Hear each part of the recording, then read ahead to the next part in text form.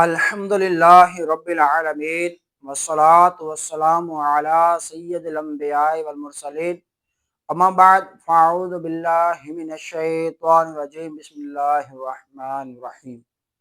پڑھیے الصلاۃ والسلام علیک یا رسول اللہ وعلی آلک و اصحابک یا حبیب اللہ۔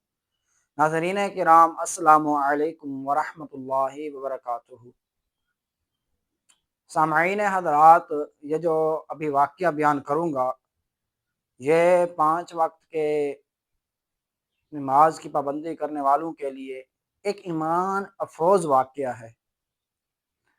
حضرات گرامی، حضرت جعفر بن محمد رحمۃ اللہ تعالی علیہ فرماتے ہیں کہ حضرت ملک الموت علیہ السلام 5 نمازوں کے وقتوں کے وقت یہ ہر کسی کو بڑے غور سے دیکھتے ہیں کہ کون نماز پڑھ رہا ہے، یہ کون نماز چھوڑ رہا ہے۔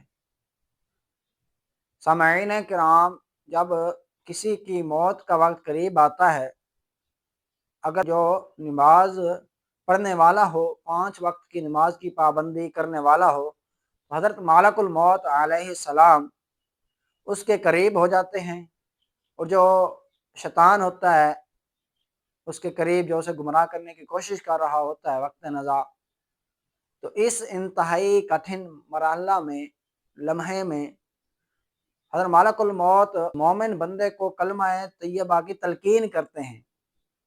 حضرات گرامی، ذرا سوچئے، یہ جو لوگ العیاذ باللہ نماز نہیں پڑھتے، یہ سوچتے ہیں کہ کل سے نماز شروع کریں گے، ابھی سے نماز شروع کریں گے، ان کو ذرا سوچنا چاہیے کہ کتنے ایسے قبرستان میں مدفن ہیں جنہوں نے کل سے نماز شروع کرنی تھی۔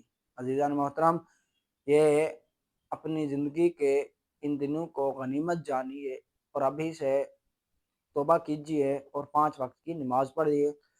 تلقین جو ہوتی ہے، یہ یوں نہیں کہا جاتا کہ آپ کلمہ پڑھو، بلکہ میت مرگ الموت جب ہوتی ہے، ٹھیک ہے، اس وقت میت کے ساتھ کھڑے ہو کر لا الہ الا اللہ محمد رسول اللہ، یا لا الہ الا اللہ وحدہ لا شریک لہ واشہد ان سیدنا و مولانا محمد عبدہ و رسولہ، یہ پڑھتے ہیں، اسے کہتے ہیں تلقین۔ السلام علیکم ورحمۃ اللہ وبرکاتہ۔